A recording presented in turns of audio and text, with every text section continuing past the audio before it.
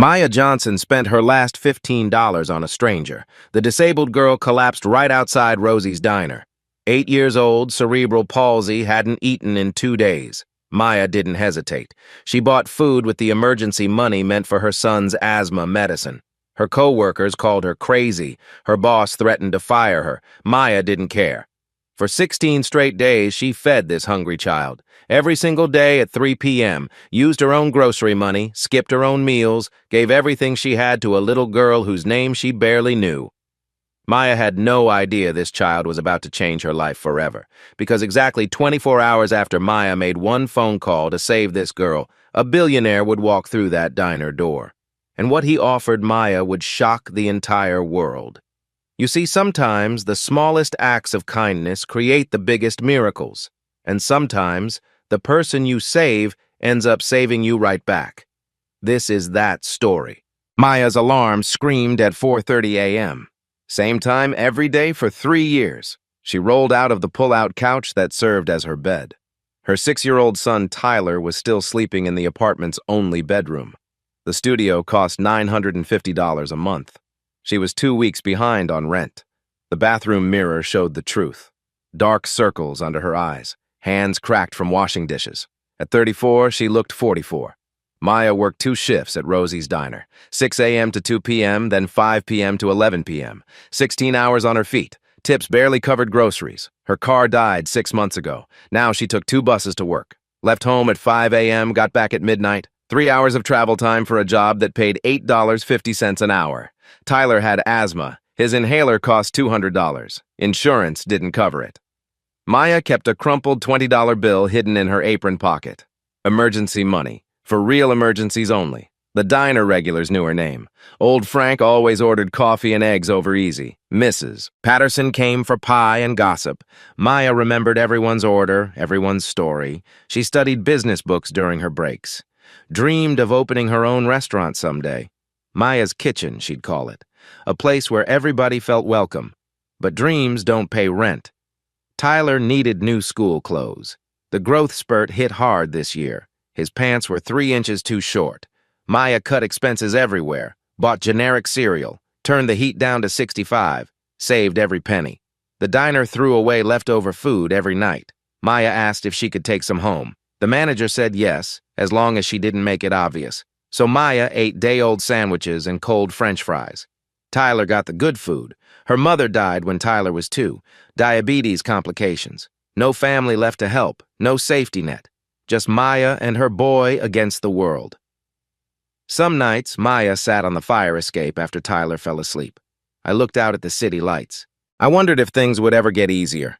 The neighborhood was rough. Drug dealers on the corner, sirens every night.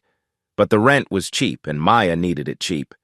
She walked past the fancy restaurants downtown on her way to work, saw the well-dressed people inside. I wondered what their lives were like. Maya never complained, not to Tyler, not to her co-workers, not to herself. Every morning, she put on her uniform, tied her hair back, smiled at customers who left 50-cent tips on $20 meals. "Good morning, hun. What can I get you started with today?" Same greeting, every customer, every day. The diner's coffee was terrible. Maya drank it anyway.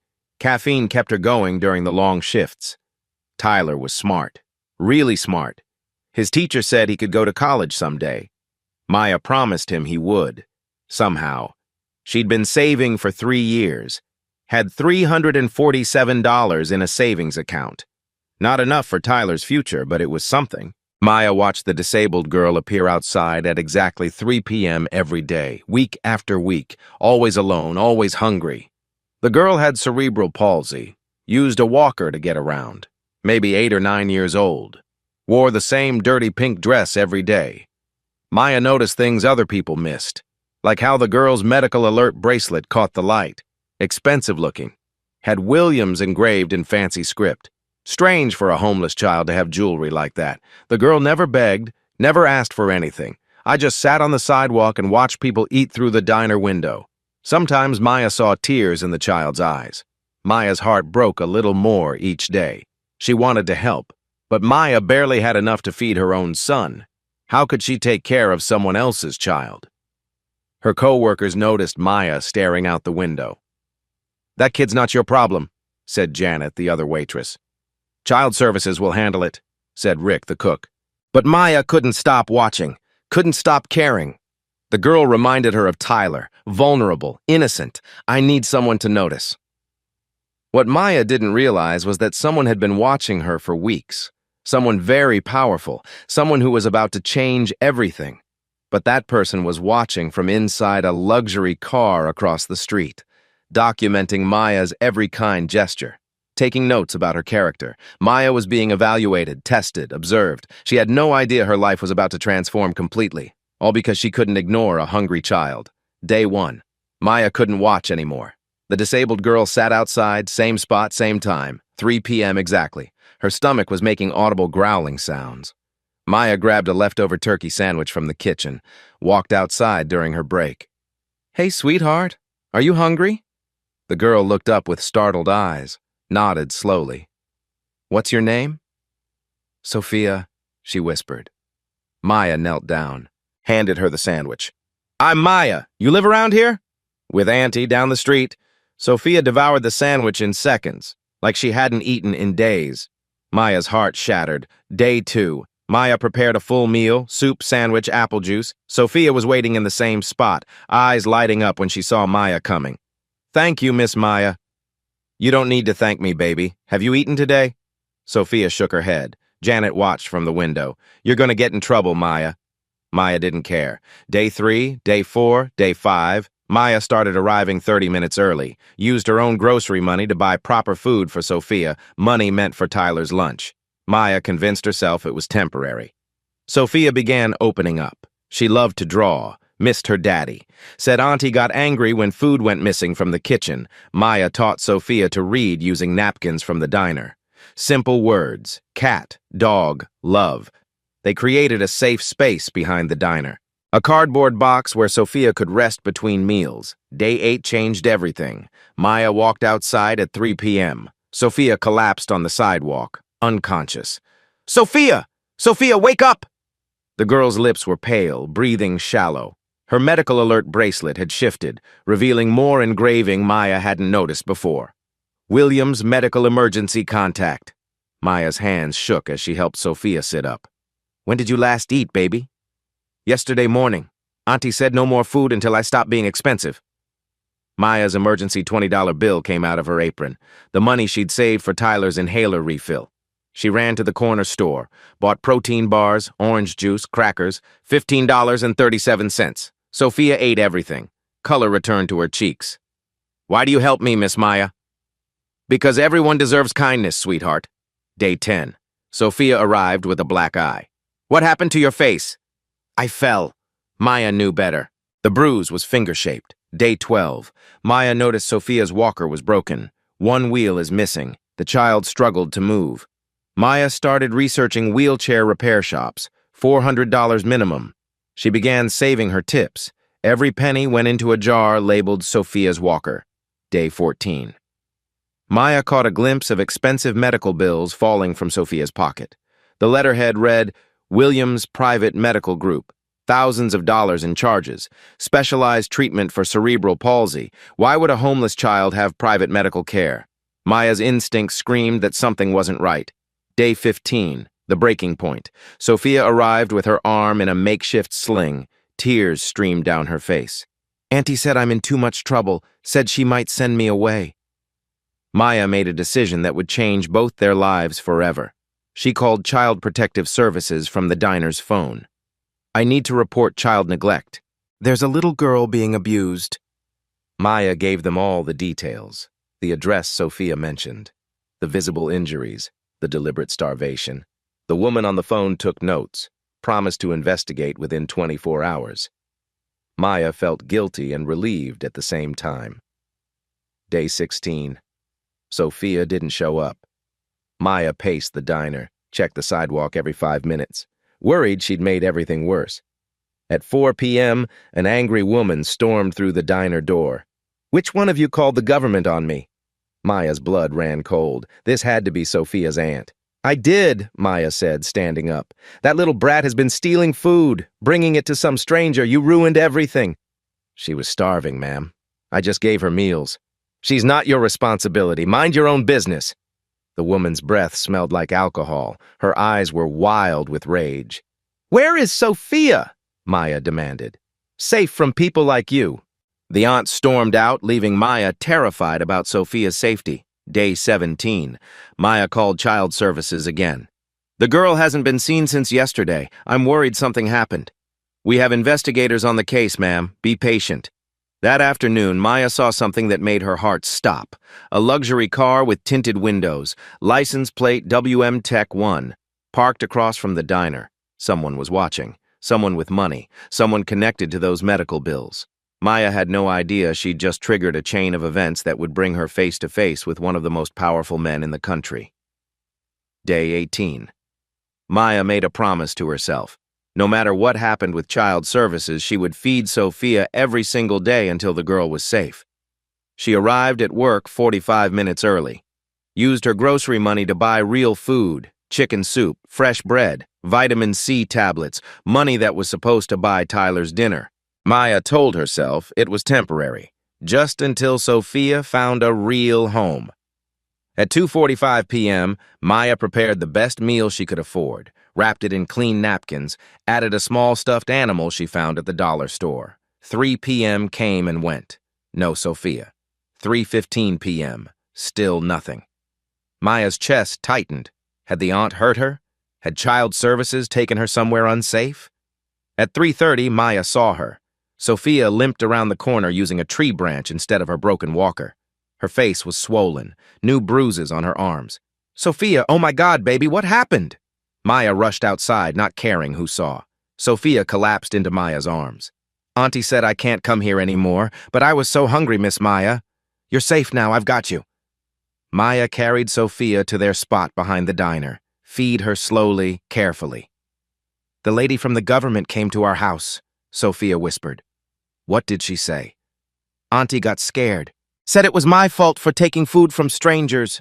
Maya's hands clenched into fists. You did nothing wrong, sweetheart.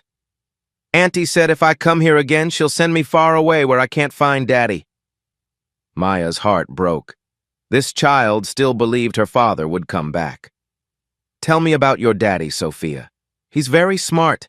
He helps sick children like me. He promised he'd never leave me. What happened to him? Auntie said he doesn't want me anymore, but I know that's not true.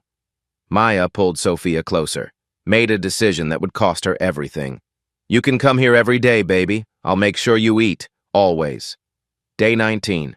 Maya brought her own lunch from home, gave Sophia the diner food. Day 20. Maya skipped breakfast, gave Sophia extra portions. Day 21. Maya spent her last $30 on special food for Sophia's medical needs, soft foods that wouldn't hurt her stomach. Tyler noticed the changes at home. Mommy, why don't we have good snacks anymore? Money's just tight right now, baby. Maya felt like the worst mother in the world. But every time she saw Sophia's grateful smile, she knew she couldn't stop. Day 23. The manager confronted Maya. Johnson, I'm getting complaints. Customers don't want to see homeless kids outside. She's not homeless, sir. She's just hungry. I don't care. Make it stop or find another job. Maya nodded, but she had no intention of stopping. Day 25. Maya discovered Sophia sleeping behind the dumpster. Baby, why aren't you at home? Auntie locked the door, said I can't come back until tomorrow. Maya's decision was instant. You're staying with me tonight. She called in sick for her evening shift, lost 8 hours of pay, brought Sophia home, let her shower, gave her clean clothes. Tyler was confused but kind. Is this my new sister? This is Sophia. She needs our help right now.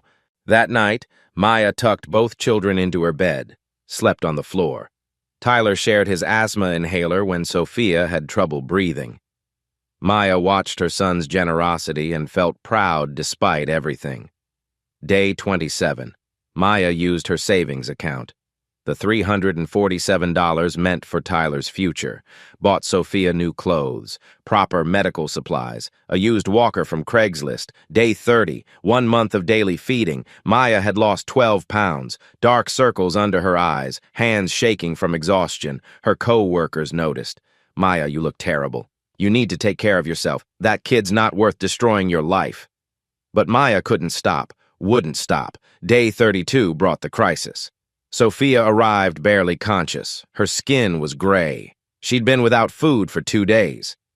Auntie said the government lady was scared of the checks. No more money for food. Maya carried Sophia inside the diner, sat her in a booth, feed her soup 1 spoonful at a time. "I'm going to call someone who can help you permanently." "No, Miss Maya. Auntie said they'll take me somewhere bad. Baby, staying with your aunt is what's bad." Maya made the second call that would change everything. This time, she demanded action. "This is Maya Johnson. I called about Sophia Williams 2 weeks ago. She's here right now and she's dying." The social worker arrived within an hour. Professional, efficient, carrying a tablet and serious expression. "Miss Johnson, I'm Sarah Martinez from Child Protective Services." Sophia clung to Maya's arm. "Don't let them take me away from you. You're going somewhere safe, baby, I promise." The social worker examined Sophia, took photos of her injuries, asked gentle questions. "Miss Johnson, we need someone willing to testify about the neglect pattern. I'll do whatever it takes.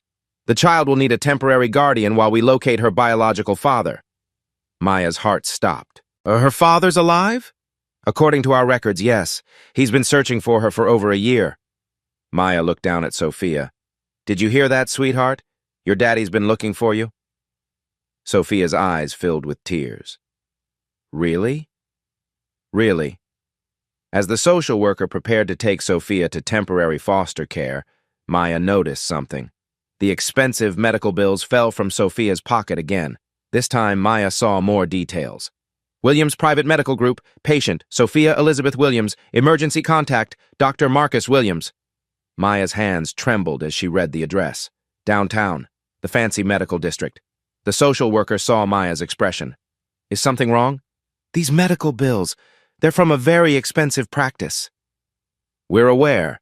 The case has attracted some high-level attention." "What kind of attention?" "The kind that comes with private investigators and unlimited resources." Maya felt a chill run down her spine. As the social worker's car pulled away with Sophia waving from the back window, Maya noticed the luxury car again. Closer this time.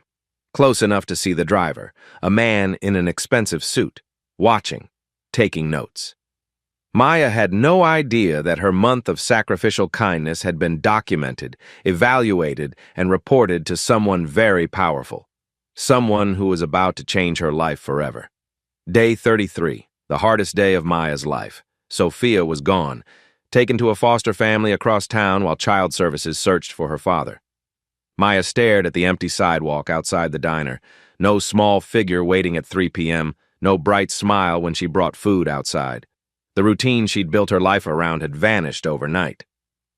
"You did the right thing," Janet told her during the lunch rush. Maya nodded, but her heart felt hollow. At 3:15 p.m., a sleek black car pulled up outside. Maya had seen it before. The expensive one that I had been watching. A woman stepped out.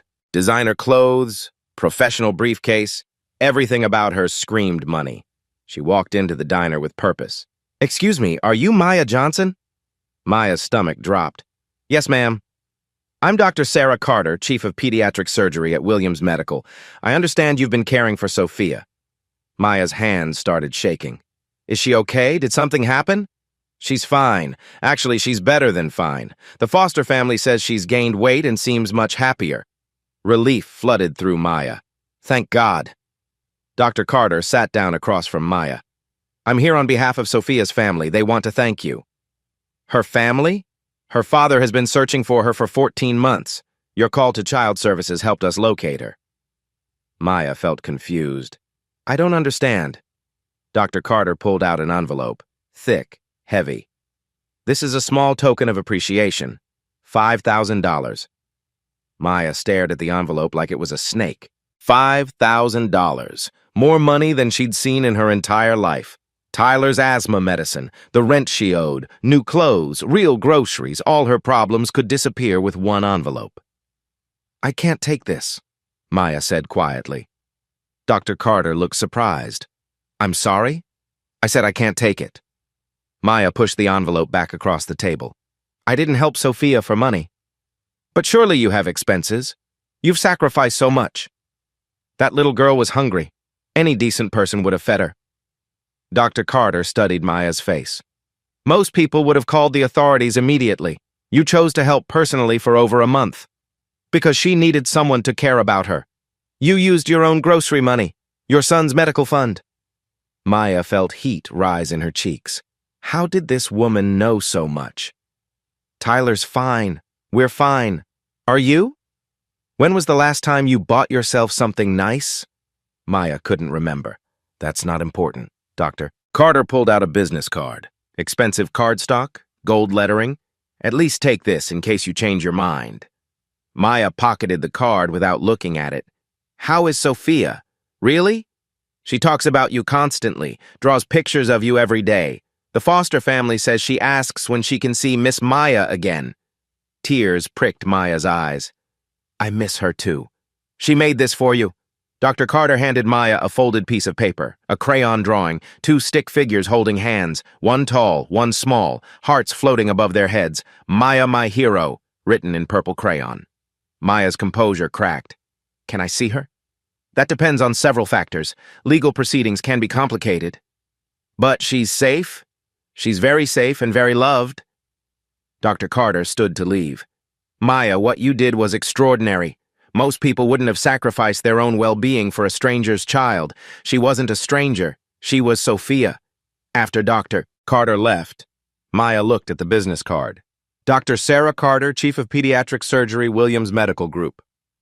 Williams. The same name from Sophia's medical bracelet. Maya's mind raced. Williams Medical Group was the most expensive private practice in the city. She'd seen their building downtown. 40 stories of glass and steel. Why would Sophia have connections to such a prestigious medical practice? That evening, Maya walked home with Sophia's drawing pressed against her chest. Tyler noticed her red eyes. Are you sad, Mommy? A little, but also proud. Of what? Of doing the right thing, even when it's hard. As Maya tucked Tyler into bed, she had no idea that Dr. Carter had already made several phone calls. Phone calls to someone very powerful. Someone who had been waiting 14 months for this exact conversation. Someone who was about to turn Maya's world upside down. The next morning brought strange visitors to Rosie's diner. A man in an expensive suit sat in the corner booth for 3 hours. Didn't order food, just coffee and questions. You know Maya Johnson well? He asked Janet. Why are you asking? Just gathering information for a case.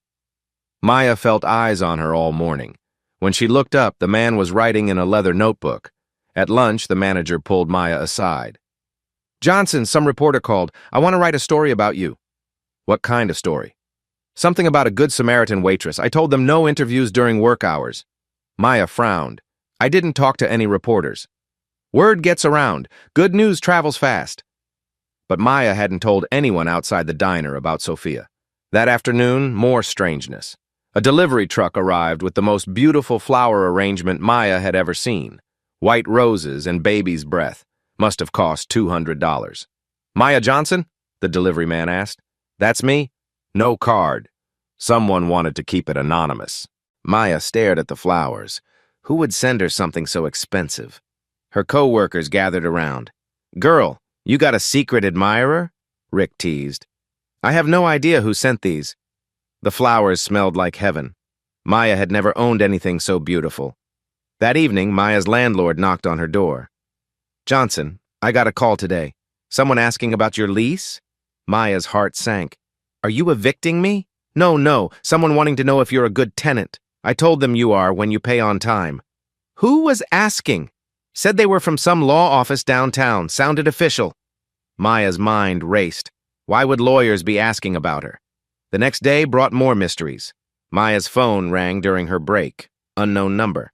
Maya Johnson? Yes? This is Williams Medical Group. Dr. Carter would like to schedule a meeting with you. Maya's pulse quickened. About Sophia? About several matters. Are you available tomorrow at 2 p.m.? I work until 2 p.m. We can arrange for your time to be compensated. I don't understand. Someone very important would like to meet you, Miss Johnson. Maya agreed to the meeting, her head spinning with questions. That night, she finally looked closely at Dr. Carter's business card. Williams Medical Group. founded by Dr. Marcus Williams. Maya Googled the name on her neighbor's computer. Dr. Marcus Williams, CEO of Williams Medical Technologies. Net worth, $4.7 billion. Maya's hands shook as she read his biography. Self-made billionaire, grew up in East Cleveland projects, pioneer in medical devices for disabled children. East Cleveland, Maya's neighborhood. There was a photo, handsome black man in his 50s, kind eyes, expensive suit. Maya stared at his face, trying to understand the connection. Why would a billionaire want to meet her? The article mentioned his daughter. Sophia Elizabeth Williams, age 8, has been missing for over a year following a custody dispute. Maya's world tilted. Sophia Williams. Not Sophia from down the street. Sophia Williams, daughter of the most powerful black man in the city. Maya had been feeding a billionaire's lost child. But nothing could have prepared her for who would be waiting in that law office conference room. Maya stood outside the law offices of Peterson and Associates, 40-story glass tower in the heart of downtown. She'd never been in a building this fancy. Her diner uniform felt shabby against the marble lobby. The security guard looked her up and down before calling upstairs. Maya Johnson to see Dr. Carter. Take elevator bank C to the 38th floor. The elevator ride felt like floating. Maya's ears popped. Through the glass walls, she watched the city shrink below. At the 38th floor, a receptionist in designer clothes smiled politely. Miss Johnson, right this way. Doctor. Right. Carter is waiting in conference room A. Maya followed her down a hallway lined with expensive art. Everything screamed money and power. The conference room had floor-to-ceiling windows overlooking the entire city. Maya could see Rosie's diner from here, a tiny speck in the distance. Dr. Carter sat at a massive mahogany table, but she wasn't alone. Miss Johnson, please sit down. Maya took the chair across from Dr. Carter. Her hands were sweating. I want you to meet someone very important. The conference room door opened. Maya's breath caught in her throat. A tall, distinguished black man walked in.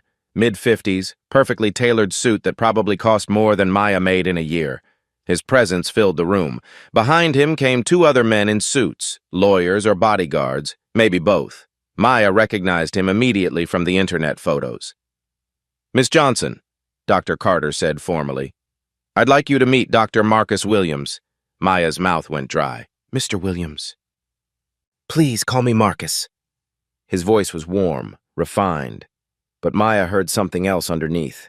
Emotion, barely controlled. He sat down across from her, studied her face. Miss Johnson, Maya, I understand you've been taking care of my daughter. The words hit like a physical blow. Your daughter? Sophia Elizabeth Williams, my little girl who's been missing for 14 months. Maya's world tilted. Sophia is your daughter? Marcus Williams nodded. His eyes were filled with tears. Let me tell you a story, Maya, about a little girl who disappeared during a bitter custody battle, about a father who spent every day and night searching for her. Maya listened in stunned silence. My ex-wife, Angela, took Sophia during the divorce proceedings. The court awarded temporary custody to Angela's sister while we fought in family court. Marcus paused, collecting himself. Angela died in a car accident 8 months ago. Her sister never contacted me, never told me where Sophia was. Oh my God. I hired private investigators, searched every shelter, every school, every hospital in 3 states, posted missing child flyers, offered rewards. Maya's hands shook. I had no idea. How could you? Angela's sister moved Sophia far from our neighborhood, changed her appearance, kept her hidden. Marcus pulled out his phone, showed Maya a photo. Sophia in a beautiful dress, hair in perfect pigtails, healthy, happy, standing next to Marcus in front of a mansion. This was taken 2 months before she disappeared. Maya compared the photo to the thin, dirty child she'd been feeding, barely recognizable as the same person. She told me her daddy was coming back, Maya whispered. Marcus broke down completely. She never stopped believing I'd find her. Dr. Carter handed him tissues. Maya, Dr. Williams has been documenting every act of kindness you've shown Sophia. Documenting? Marcus composed himself. My security team has been watching the diner for 2 weeks, since Child Services called about Sophia's case. Maya felt a chill. Watching me? Watching over you. And Sophia, making sure you were both safe. Marcus pulled out a tablet. showed Maya dozens of photos. Maya feeding Sophia. Maya bought food with her own money. Maya carried Sophia when she collapsed. My investigators have been following your story for a month, Maya. I don't understand. When Child Services located Sophia, they told me about a waitress who'd been feeding her every day. A single mother who used her own grocery money to keep my daughter alive. Maya's mind reeled. You've known about me for weeks?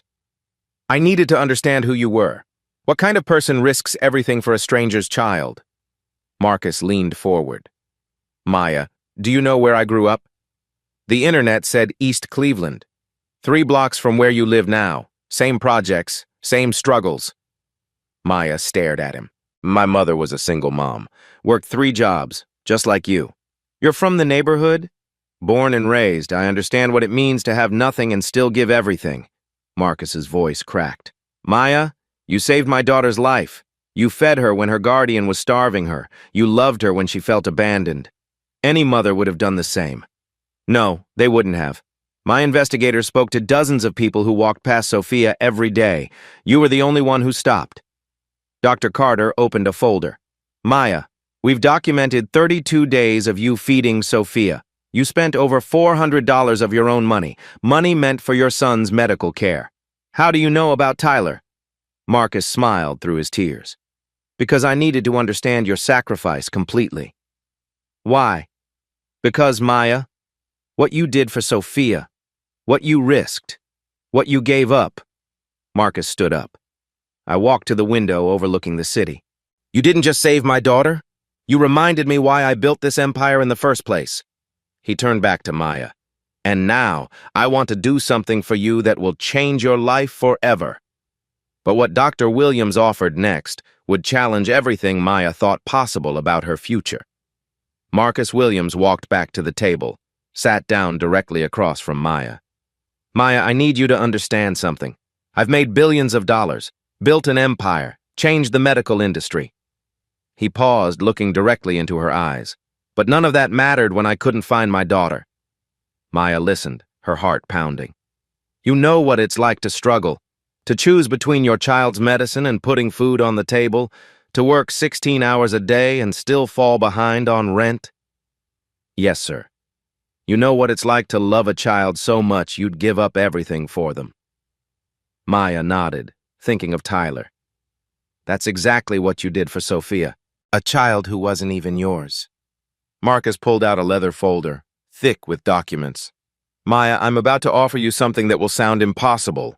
I need you to listen with an open mind. Dr. Carter smiled encouragingly. This is going to change your life, Maya. Marcus opened the folder. I want to give you ownership of 12 restaurants across this state. Maya blinked. I'm sorry, what? Full ownership, deed and title in your name, worth approximately $2.8 million. Maya's head started spinning. Mr. Williams, I think there's been a mistake. No mistake, but that's just the beginning. Marcus pulled out more documents. I'm also offering you a position as Director of Community Outreach for Williams Medical Technologies. Starting salary, $150,000 per year. Maya couldn't breathe. That's more than I made in 10 years.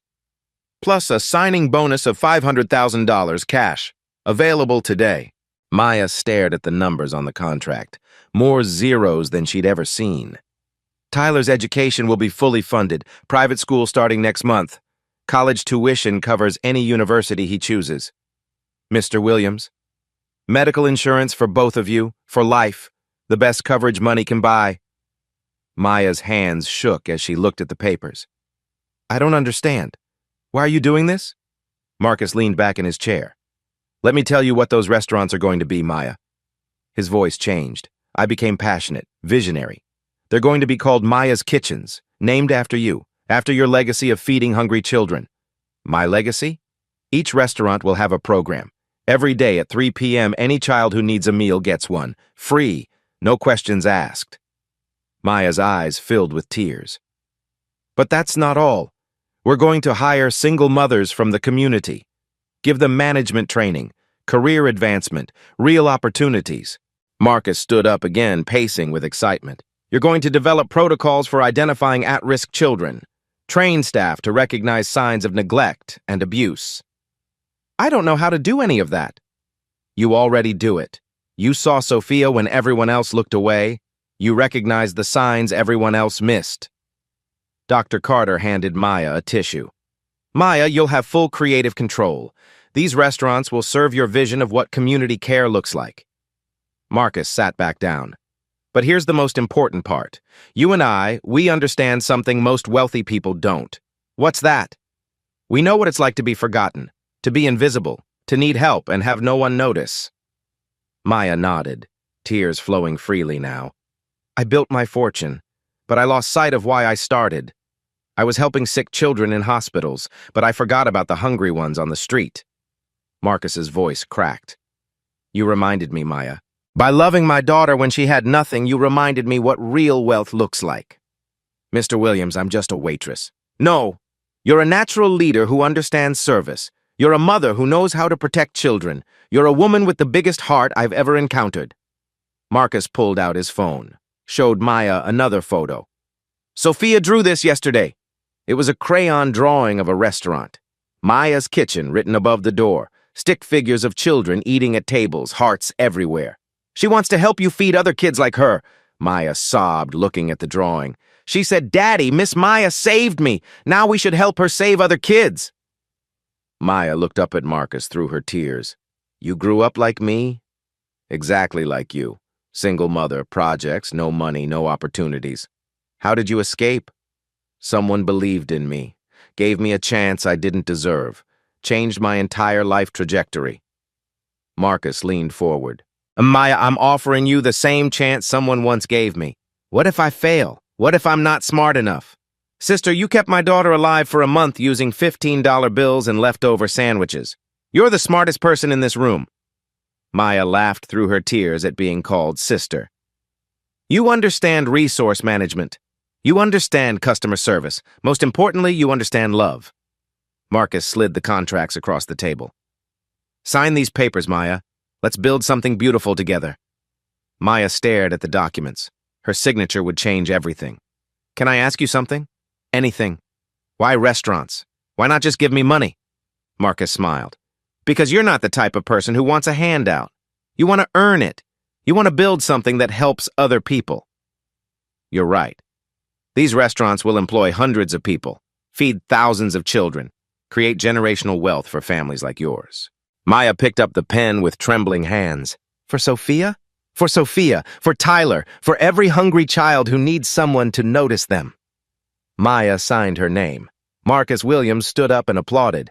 Welcome to your new life, Maya Johnson. But this was only the beginning of how feeding one hungry child would transform an entire community. 3 months later, Maya stood in front of her first restaurant.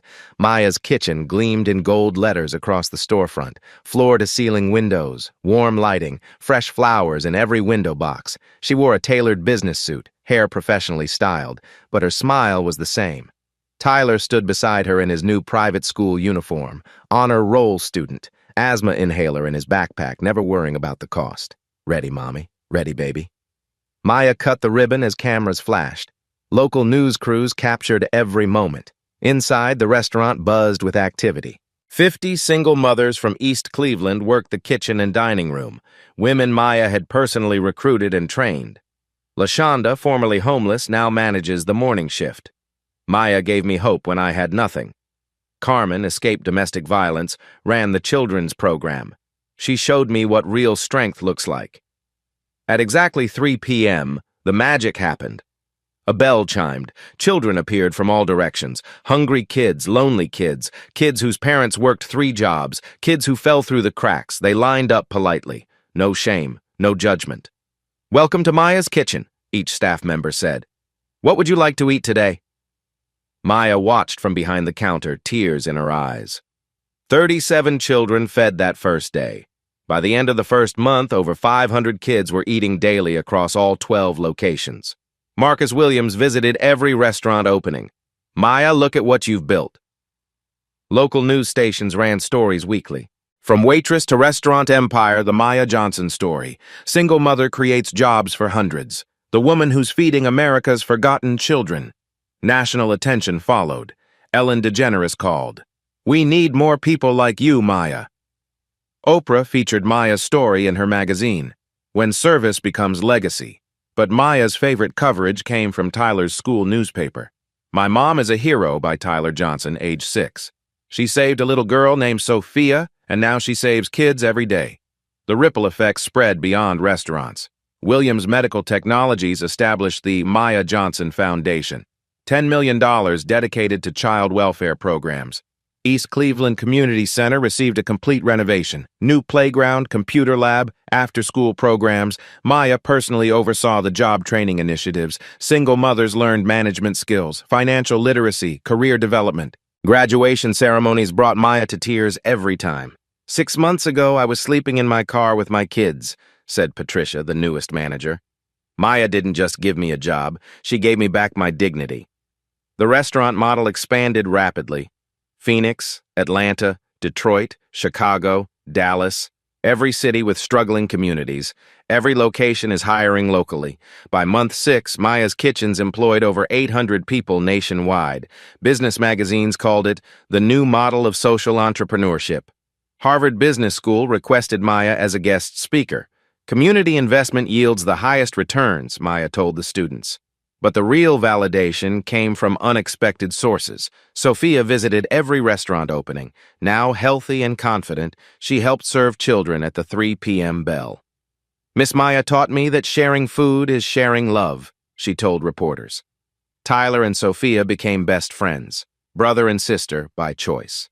They planned to open more restaurants when they grew up. "Tyler's going to be the doctor and I'm going to run the kitchens," Sophia announced. Maya's personal transformation amazed everyone who knew her. The tired, struggling waitress became a confident businesswoman, but she never forgot where she came from. Every morning, Maya visited the original Rosie's Diner, now renamed Maya's First Kitchen. Same booth where she used to eat day-old sandwiches. Same window where she first saw Sophia. Janet, Rick, and the original staff now managed the flagship location. "You could have fired us all," Janet said, "but you made us partners instead." "We're family," Maya replied. "Family takes care of family." The financial numbers told an incredible story. Maya's personal net worth, $4.2 million. Children fed daily, 1,247 across 18 locations. Single mothers employed, 1,156. Families lifted out of poverty, 847. But Maya measured success differently. She kept a photo wall in her corporate office. Pictures of every child who ate at Maya's Kitchens, smiling faces, full bellies, hope in their eyes. "This is my real profit margin," she told business reporters. Marcus Williams became like family. "Maya, you've created something I never could have imagined. We created it together. No, you created it. I just provided the resources. The vision was all yours." At night, Maya still looked out at the city lights, but now she saw something different. Not a world of struggle and limitation, a world of possibility, a world where kindness multiplied, a world where one person's decision to care could transform everything. But the most beautiful moment was still to come, exactly 1 year after Maya first fed a hungry little girl. 1 year later, same date, same time. Maya stood outside the original Maya's Kitchen at 2:55 p.m., the building that used to be Rosie's Diner. At exactly 3 p.m., the bell chimed. Children appeared from every direction, just like always. Sophia walked beside Maya, healthy and radiant. Tyler held the door open for each child. Marcus Williams sat in the corner booth, watching with pride.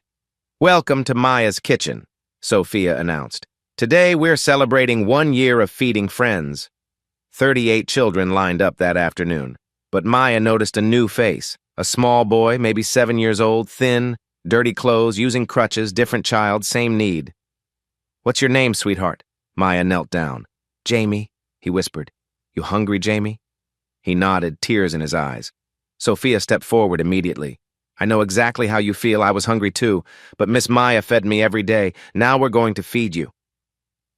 Maya's eyes filled with tears watching Sophia comfort the new child. The cycle was continuing. The kindness was multiplying. Jamie ate 3 helpings. Color returned to his cheeks. "Will you be here tomorrow?" he asked Maya. "Every day at 3 p.m., baby, every single day." That evening, the Williams family joined Maya and Tyler for dinner. 4 people who'd become family through choice. Maya, do you ever think about that first day? Marcus asked. Every day. Best decision I ever made. Sophia looked up from her drawing. Miss Maya, will you teach me how to run the restaurants when I grow up? We'll run them together, sweetheart, Tyler chimed in. I want to be a doctor like Mr. Marcus, help sick kids. Then that's exactly what you'll do, Maya said. As they sat around the dinner table, Maya reflected on the journey. 1 year ago, she was a struggling waitress eating day-old sandwiches. Tonight, she was surrounded by family and purpose. But the most beautiful part wasn't the money or success. It was known that 1,247 children would go to bed with full stomachs. That 1,156 single mothers had jobs and hope. That kindness had created an empire. What are you thinking about, Mommy? Tyler asked. Maya looked around the table at the faces she loved. I'm thinking about how one sandwich changed everything. Marcus raised his glass. To Maya, who taught us that the smallest acts of love create the biggest miracles. As they toasted, Maya caught sight of her reflection in the window, still the same person who'd walked outside with a sandwich 1 year ago. The only difference was now she had the power to feed them all, and tomorrow at 3 p.m. the bell would ring again, because some traditions are too beautiful to ever break. Maya's story proves that daily acts of love can literally change the world. She fed one hungry child every day and built an empire of compassion. 2 families from the same struggle now lifting up thousands more. Think about it. Maya had nothing, single mother, working 2 jobs, behind on rent. But she saw a hungry child and couldn't look away. That choice transformed everything. Sophia got her father back. Maya got her dream life. Tyler got his future secured, and over 1,000 families found hope. All because one woman decided that kindness mattered more than convenience. So here's my question for you. What hungry child in your community could you help today? What small act of love could you do right now? You never know whose life you might save, or who might change yours forever. Share this story with someone who believes kindness wins. Like if you believe every child deserves to eat. Subscribe for more proof that love always finds a way. Because the world needs more people like Maya. And that person could be you.